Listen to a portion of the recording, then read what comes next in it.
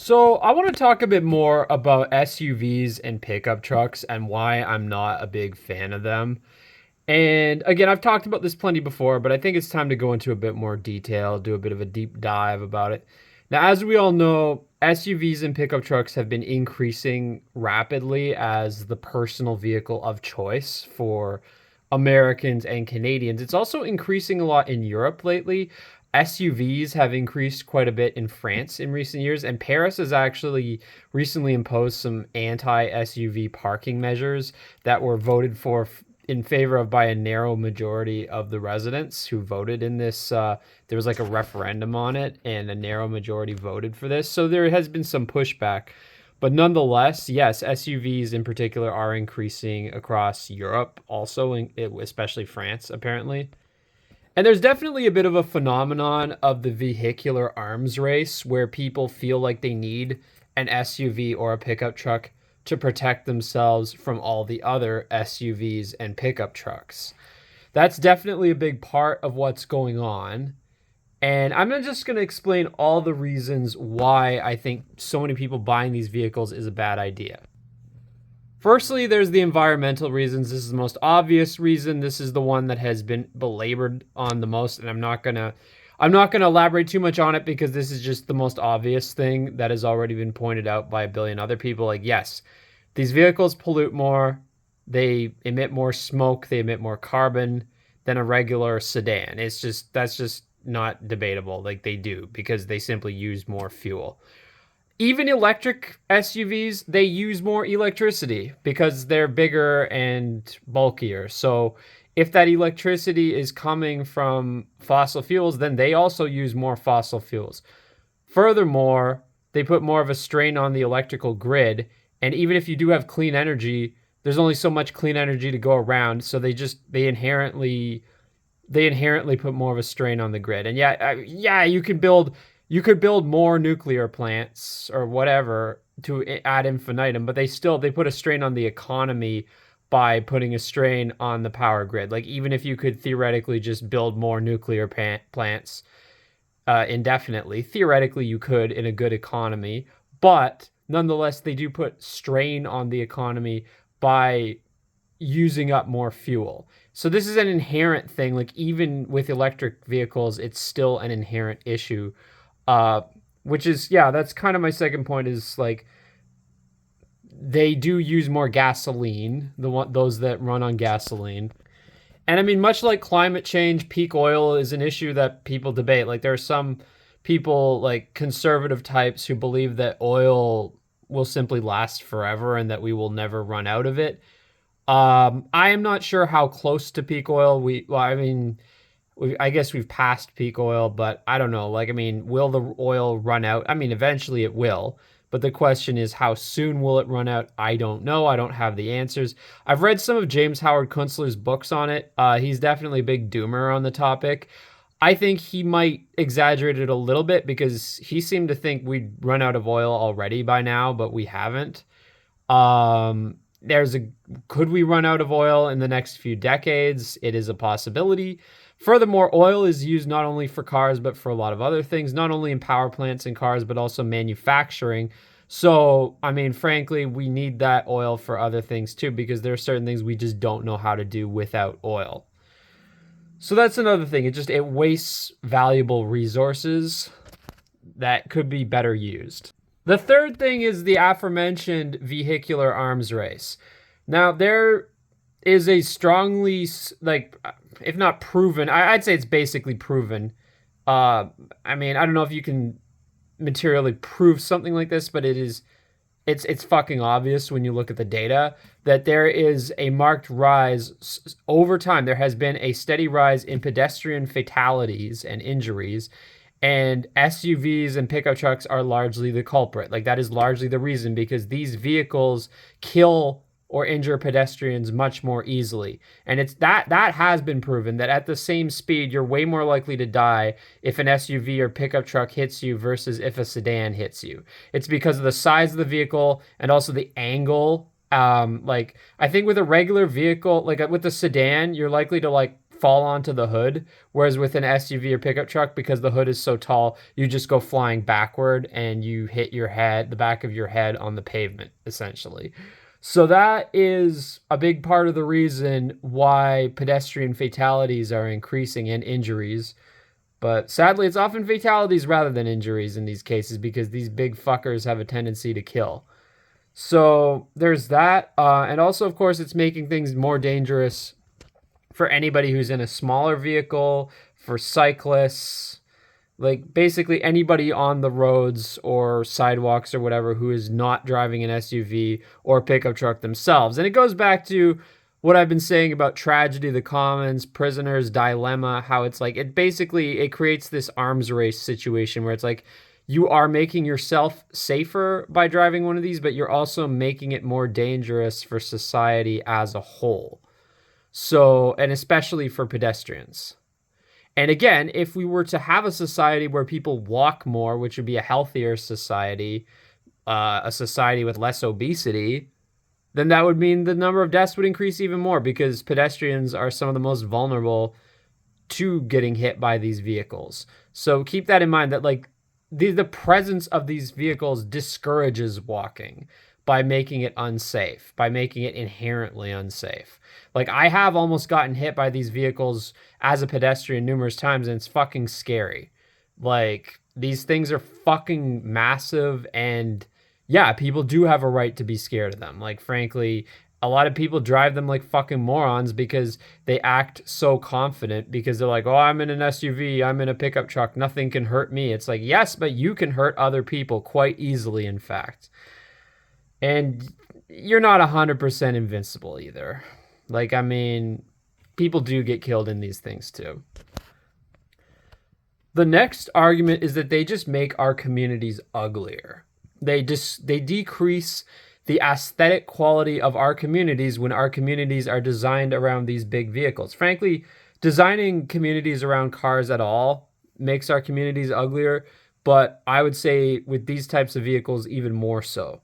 Because what they require is wider roads, bigger parking spaces, essentially more space in total dedicated to cars. You can't have these narrow roads like you have in historic European cities and towns because these vehicles just don't fit through them. Like I saw somebody in San Gimignano, Italy, a small historic town there that gets lots of tourists where I went,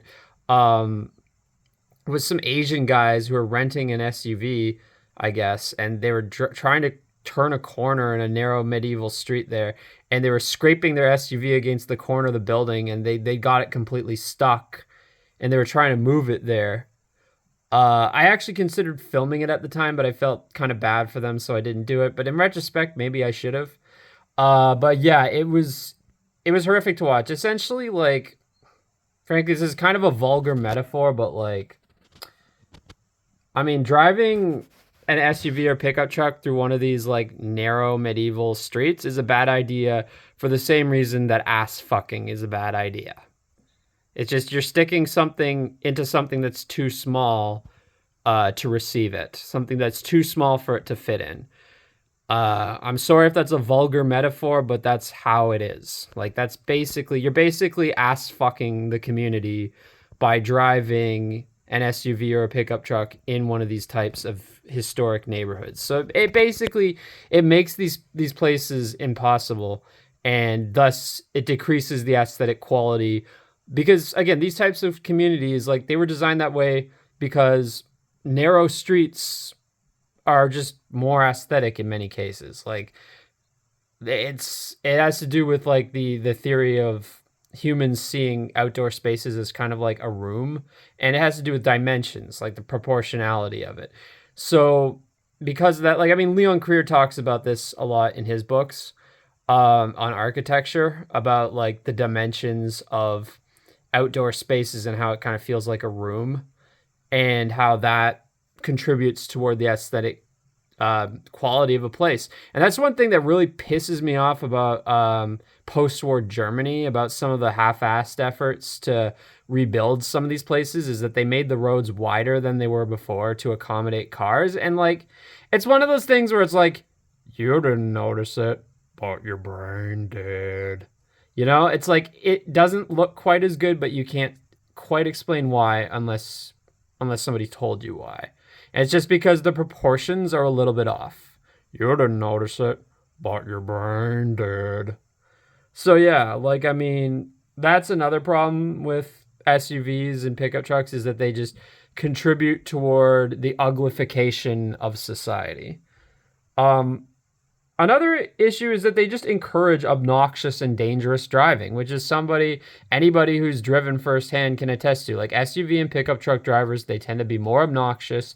They tend to be more aggressive in their driving. They tend to drive more dangerously, and they tend to put other drivers at risk more.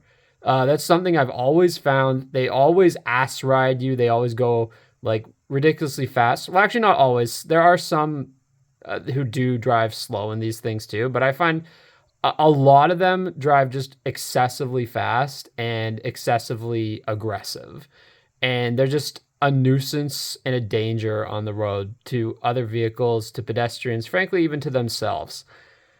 And they feel invincible. And as I said, the one time I actually drove an SUV because I had to drive a friend's SUV once, like I felt the same way. Like I was the designated driver, basically. So that's why I had to drive one once. And yeah, it does make you feel invincible. It does make you feel like driving aggressively. It's how the things are designed. And it's, yeah, I mean, you feel like you're in command, like you're so high above the road and so high and mighty and invincible. And it's like that kind of feeling of invincibility can make you do really dumb shit. And it's something that Chuck Marohn talks a lot about in Strong Towns and his other books and writings, how basically streets that are designed to make you feel invincible, like really wide roads and roads that are like just very straight, very wide and designed to be, that make people feel really confident, actually make people more prone to making dumb mistakes and to driving recklessly and dangerously. And it can be a good thing, especially in city streets, to design them in a way that actually encourages people to be cautious. That actually decreases the amount of serious accidents. So that's another factor.